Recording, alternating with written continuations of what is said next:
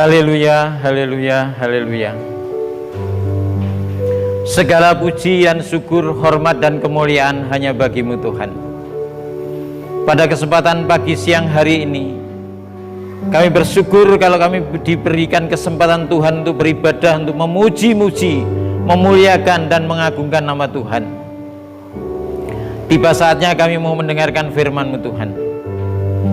Sebelum hamba-Mu menyampaikan firman Tuhan, ampuni segala dosa dan pelanggaran hamba-Mu, kuduskan dan layakkan hamba-Mu, dan semuanya yang hadir pada saat ini, jemaat Tuhan semuanya juga dikuduskan oleh Tuhan, sehingga pada kesempatan ini kami boleh layak untuk mendengarkan sabda firman Tuhan. Urapi setiap kami Tuhan, urapi hamba-Mu dan urapi firman-Mu, dan kami akan sambut kebenaran firman Allah. Di dalam nama kuasa Tuhan Yesus Kristus, hamba berdoa dan mengucap syukur. Yang percaya katakan amin. Shalom. Puji Tuhan, pada kesempatan ini kita boleh beribadah new normal, ya, pakai standar protokol kesehatan. Pada kesempatan ini kita akan mempelajari firman Tuhan dan mendengarkan firman Tuhan yang terdapat di dalam Yesaya pasal yang ke-43 ayat yang keempat. Yesaya 43 ayat yang keempat. Ayat yang keempat. Sudah ketemu? Kalau sudah ketemu akan saya bacakan. Oleh karena engkau berharga di mataku dan mulia, dan aku mengasihi engkau, maka aku memberikan manusia sebagai gantimu, dan bangsa-bangsa sebagai ganti nyawamu. Sekali lagi, oleh karena engkau berharga di mataku. Iya. Tema firman Allah pada kesempatan ini adalah kita berharga di mata Tuhan. Ya, kita semuanya ini berharga di mata Tuhan. Walaupun barangkali ada yang merasa kita kurang berharga di mata orang lain, kita kurang berharga di mata teman-teman kita, bahkan keluarga kita, orang yang terdekat dengan kita, tidak ada masalah. Yang penting firman Tuhan katakan kita berharga di mata Tuhan. Amin. Ya. Kenapa kita berharga di mata Tuhan? Saya punya 3 alasan melalui firman Allah pada kesempatan ini kenapa kita berharga di mata Tuhan. Yang pertama, karena kita diciptakan serupa dan segambar dengan Allah. Luar biasa. Alasannya kita berharga di mata Tuhan karena kita diciptakan serupa dan segambar dengan Allah. Ayatnya di dalam Kejadian 1 ayat yang ke-26. Kejadian 1 ayat yang ke-26. Ya, saya bacakan. Berfirmanlah Allah, baiklah kita menjadikan manusia menurut gambar dan rupa kita, supaya mereka berkuasa atas ikan-ikan di laut, ternak dan burung-burung di udara, dan di atas ternak dan atas seluruh bumi, dan atas segala binatang melata yang merayap di bumi. Sekali lagi, berfirmanlah Allah, baiklah kita menjadikan manusia menurut gambar dan rupa kita. Jadi alasannya adalah yang pertama, kenapa kita berharga di mata Tuhan? Karena kita diciptakan sesuai dengan gambar dan rupa Allah. Walaupun bagaimana kondisi kita, kurang ganteng sedikit, ada yang ganteng, ada yang cantik, kurang cantik sedikit, ada yang tinggi, ada yang gemuk, ada yang begini dan begitu. Ini adalah kita adalah gambaran daripada Allah itu sendiri. Diciptakan sesuai dengan rupa dan gambar Allah. Itu sebabnya kita berharga di mata Tuhan, karena kita diciptakan serupa dan segambar dengan Allah itu sendiri. Yang tadinya manusia pertama bisa bergaul dengan Tuhan, bisa akrab, bisa harmonis, bisa bercakap-cakap dengan Tuhan. luar biasa. Tapi karena dosa, sehingga firman Allah di dalam Roma ayat yang pasal 3 ayat yang 23 dikatakan, karena semua orang telah berbuat dosa dan telah kehilangan kemuliaan Allah. Pada saat manusia jatuh ke dalam dosa, manusia kehilangan kemuliaan Allah. Yang tadinya bisa bergaul akrab dengan Tuhan, manusia yang pertama, tapi karena dosa, kalian sudah tahu pastinya Adam dan Hawa jatuh dalam dosa. Yang tadinya bisa bercakap-cakap dengan Tuhan, artinya harmonis, itulah sebabnya diciptakan dengan serupa dan segambar dengan Allah itu sendiri, sehingga sangat berharga kita itu. Tapi karena jatuh dalam dosa, sehingga putus hubungannya dengan Allah, putus hubungannya dengan Allah, putus, kehilangan kemuliaan Allah. Yang tadinya bisa bercakap-cakap dengan Allah, tentunya bukan berupa fisik begini tadinya, karena pada saat bersama dengan Allah, manusia yang pertama tentunya pasti penuh dengan kemuliaan Allah. Karena dosa sehingga kehilangan kemuliaan Allah, putus hubungannya dengan Allah. Bapak Ibu Saudara yang dikasihi Tuhan, karena kita sangat berharga, manusia sangat berharga di mata Tuhan, makanya Allah ingin mengembalikan hubungan yang baik antara manusia yang diciptakan yang segambar dan serupa itu, boleh ada hubungan kembali dengan Allah. Sehingga kenapa kita berharga di mata Tuhan? Alasannya yang kedua adalah karena pengorbanan Yesus. Karena pengorbanan Yesus, manusia tujuannya dikembalikan hubungannya yang harmonis dengan pengorbanan Yesus. Dia yang sebagai Allah itu sendiri datang ke dunia untuk mengembalikan hubungannya antara manusia dengan Allah, karena manusia itu sangat berharga. Sehingga melalui pengorbanan Yesus kita telah ditebus dengan harga yang lunas. Itu di dalam 1 Korintus 6 ayat yang ke-20. Kita telah ditebus dengan lunas, dibayar dengan lunas. Ya, 1 Korintus dikatakan, 1 Korintus 6 ayat 20, sebab kamu telah dibeli dan harganya telah lunas dibayar, karena itu muliakan Allah dengan tubuhmu. Jadi kita itu telah dibayar lunas, ditebus, dibayar lunas oleh pengorbanan Yesus.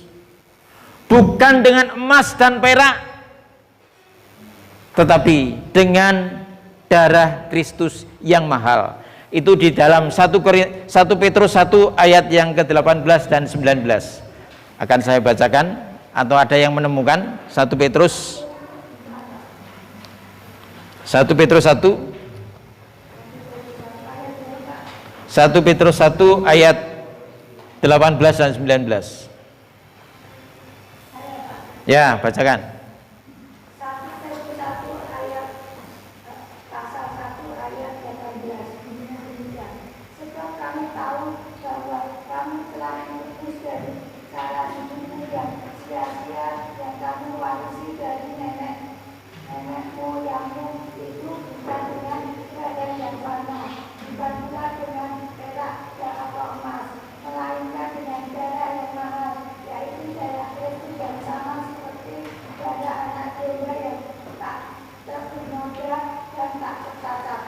Amin.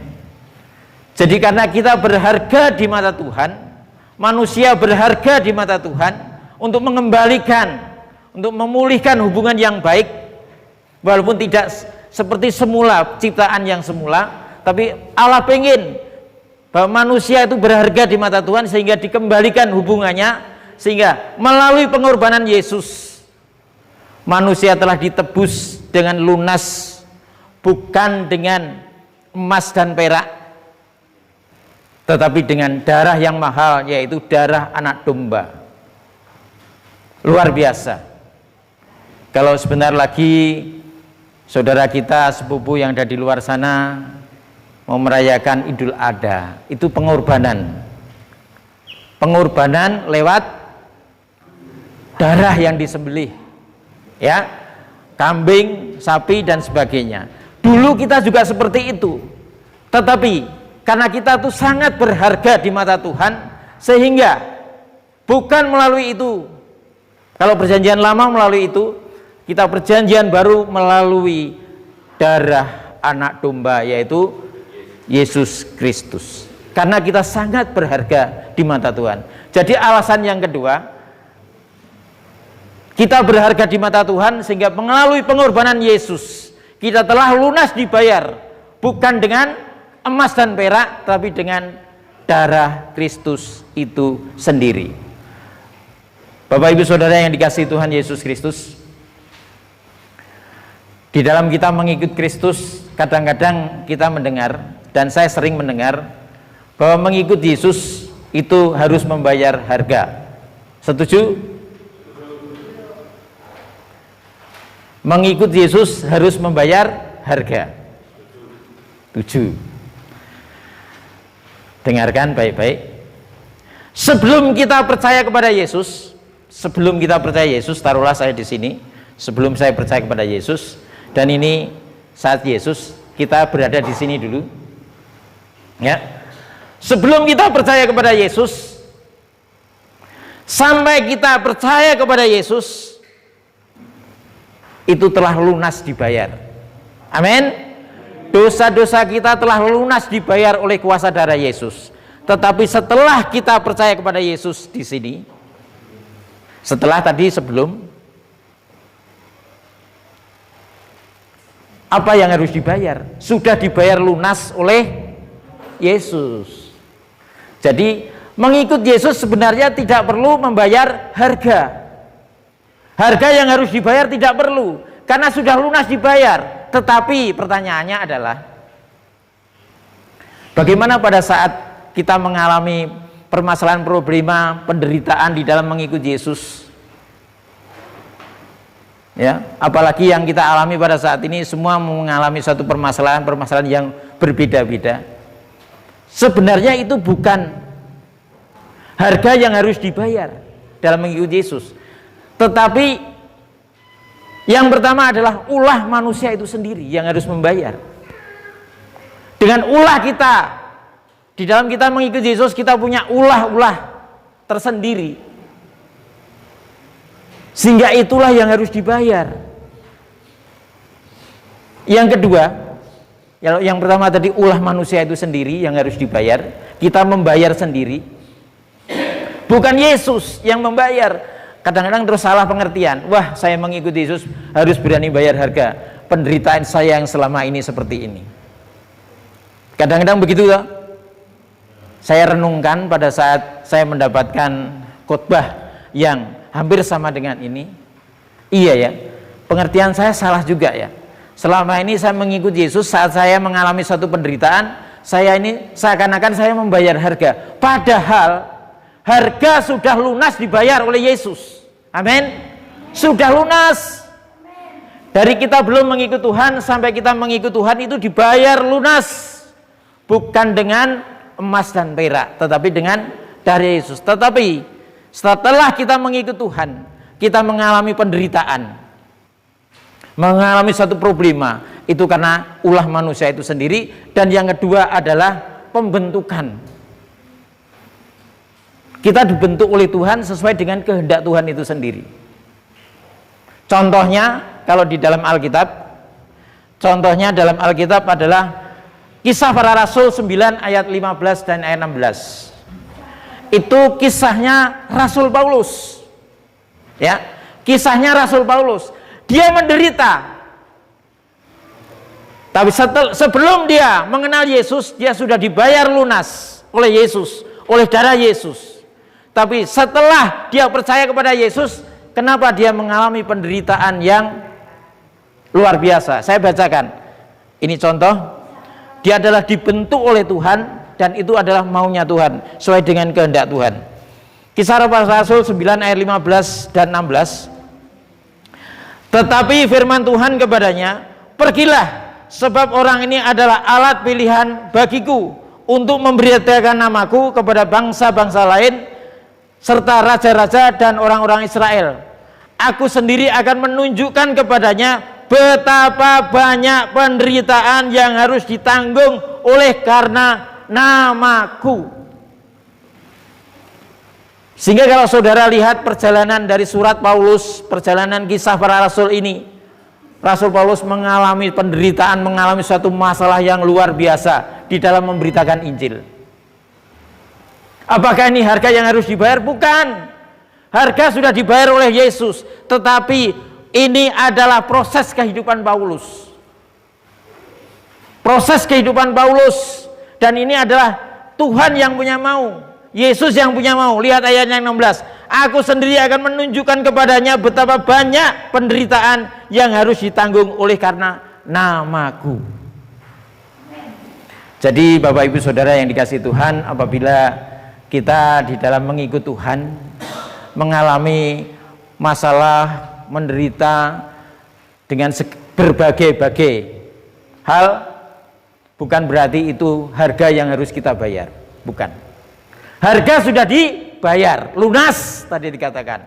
Tapi karena setelah kita percaya kepada Yesus dalam perjalanan itu, ya, kalau itu terjadi pasti masalah itu terjadi karena ulah manusia itu sendiri. Kalau bukan itu, memang Tuhan yang punya mau supaya kita dibentuk.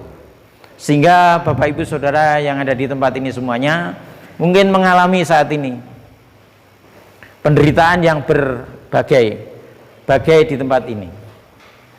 Mungkin stres sudah sekian tahun, kenapa aku nggak sembuh-sembuh? Ya, salah apa, dosa apa? Tidak ada yang salah, tidak ada yang berdosa. Ya, pada saat orang buta bertanya, ada orang buta dari lahir, siapa yang salah? Tidak, supaya apa? Kemuliaan Tuhan dinyatakan.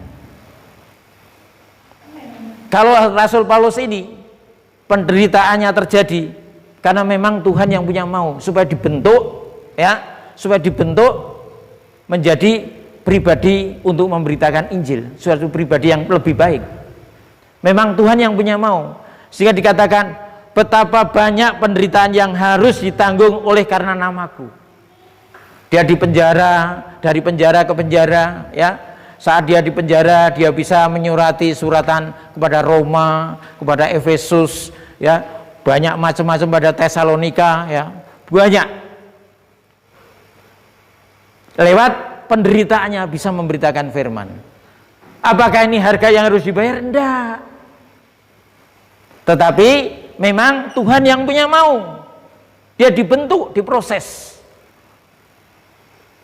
Barangkali kalau diantara kita ada yang dibentuk, diproses oleh Tuhan, sampai kapan? Jawabannya Tuhan yang tahu. Sampai kapan Pak aku sembuh? Tuhan yang tahu. Sampai kapan Pak aku bisa dipulihkan? Tuhan yang tahu. Karena itu pembentukan Tuhan, ya, pembentukan Tuhan. Tujuannya apa dibentuk oleh Tuhan? Pasti Tuhan punya tujuan. Rasul Paulus dibentuk oleh Tuhan. Pasti Tuhan punya tujuan, ya, supaya Rasul Paulus memiliki iman, kasih, dan pengharapan yang kuat di dalam Tuhan. Sehingga alasan yang ketiga, kenapa kita berharga di mata Tuhan? Yang ketiga, karena kita memiliki iman, kasih, dan pengharapan. Ya. Karena kita memiliki iman, kasih, dan pengharapan. Buka di 1 Tesalonika 5 ayat yang ke-8. 1 Tes 5 ayat yang ke-8 berbunyi demikian.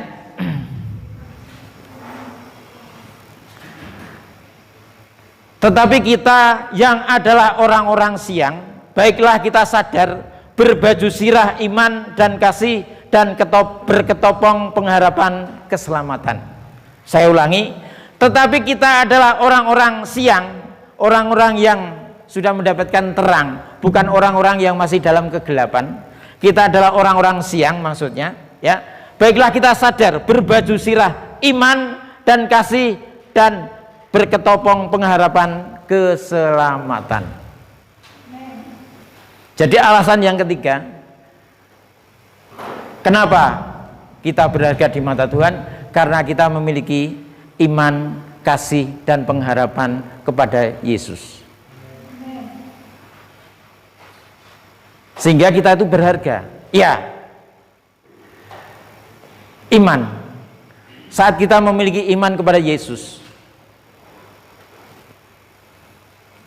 saat kita memiliki iman kepada Yesus, ya, kita boleh diselamatkan. Kita mendapatkan keselamatan.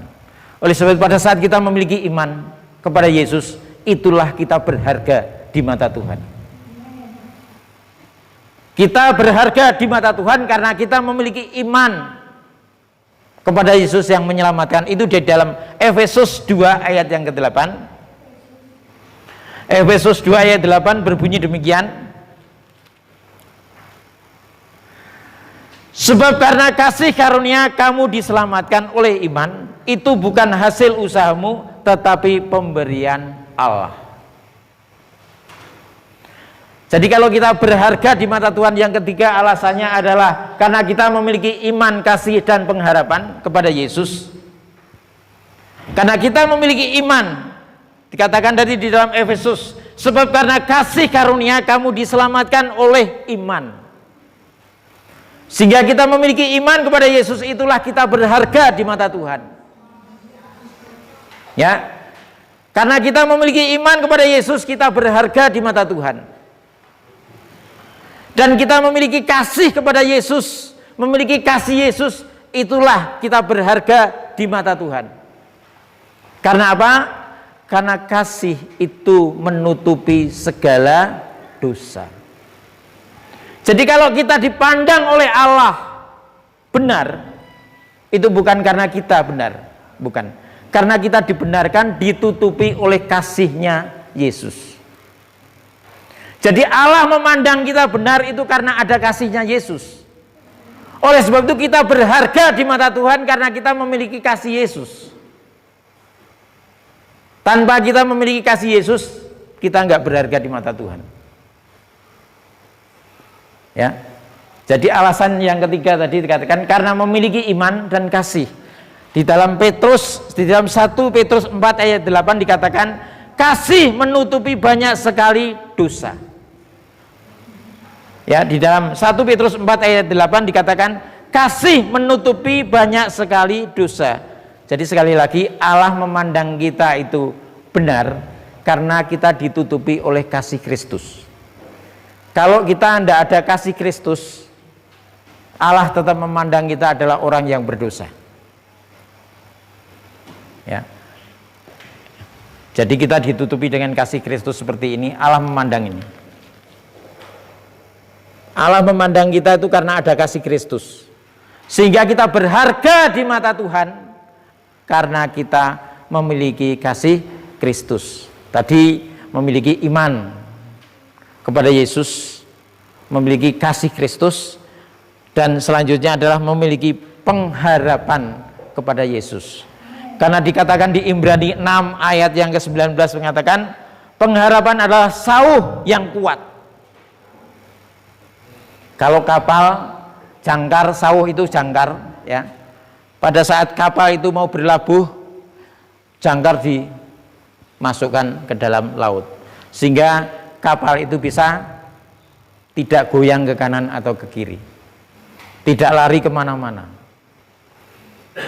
Kita bersyukur walaupun kondisi apapun keadaan kita baru dibentuk oleh Tuhan dengan maksud Tuhan yang berbeda-beda, ya. Kita bersyukur dengan dibentuk itu kita muncullah, kita memiliki iman, kasih, dan pengharapan kepada Yesus. Sehingga pengharapan itulah, pengharapan yang kuat kepada Yesus itulah yang akan membawa keselamatan di dalam kehidupan kita. Ya, jadi sekali lagi alasan yang ketiga, karena kita memiliki kasih, karena kita memiliki iman, kasih, dan pengharapan pada Yesus, maka kita dipandang berharga di mata Tuhan. Jadi ada tiga hal kenapa Kenapa kita berharga di mata Tuhan? Karena yang pertama adalah apa? Karena kita dijadikan segambar dan serupa dengan Allah, ya. Yang kedua karena pengorbanan Yesus, ya. Yang ketiga karena memiliki iman, kasih dan pengharapan pada Yesus, ya. Tidak usah diperpanjang karena waktunya juga tinggal 5 menit, ya. Jadi saya kira itu firman Allah yang bisa kita dengar pada kesempatan pagi siang hari ini, supaya menjadi berkat di dalam kehidupan kita yang percaya kepada Tuhan.